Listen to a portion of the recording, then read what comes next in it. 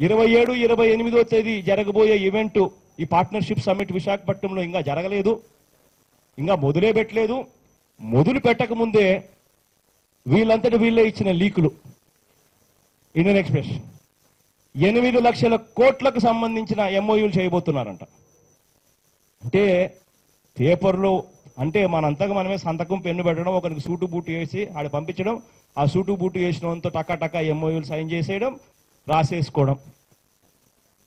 నిజంగా ఎంత దారుణంగా వీళ్ళు అబద్ధాలు మోసాలు చేస్తా ఉన్నారంటే, డావోసుకు పోతారు 4 రోజులు విహారయాత్రలకు, ఆడ ఒక స్టాల్ తీసుకునేదానికి ఒక స్టాల్ తీసుకుంటారు. ఎవడు ఈయన పిలవల రమ్మని చెప్పి, ఆహ్వానం లేదు. ఈయనంతకి ఈయన 7 కోట్ల రూపాయలు 6.92 కోట్లు డబ్బు పెట్టి ఈయనంతకి ఈయన ఒక స్టాల్ తీసుకుంటాడు. స్టాల్ తీసుకొని అక్కడ కుర్చీలు వేసి మన డాబాల దగ్గరికి మనం పోతే, ఎక్కడైనా హైవే మీద పోతా ఉంటే డాబాల్లో బయట నిలబడి ఉంటారు. రాండి సార్ మా డాబాలోకి రండి, భోజనం చేసుకోండి.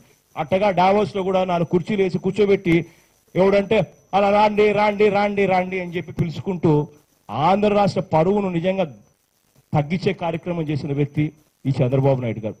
చంద్రబాబు నాయుడు గారికి నేను ఇవాళ గట్టిగా చెప్తా ఉన్నా, డావోస్కు పోవాల్సిన పనుల, సింగపూర్కు పోవాల్సిన పనుల, చైనాకు పోవాల్సిన పనుల, జపాన్ తిరగవలసిన పనుల, మీ విహారయాత్రలకు ఇవన్నీ తిరగాల్సిన పనుల, తిరిగి దానికి ఇండస్ట్రీస్ అని చెప్పి చెప్పవలసిన పనుల, చేయాల్సిందల్లా సిన్సియర్గా నిజాయితీగా నువ్వు ముఖ్యమంత్రిగా నువ్వు చేయాల్సిన పని నిజాయితీగా చెయ్యి.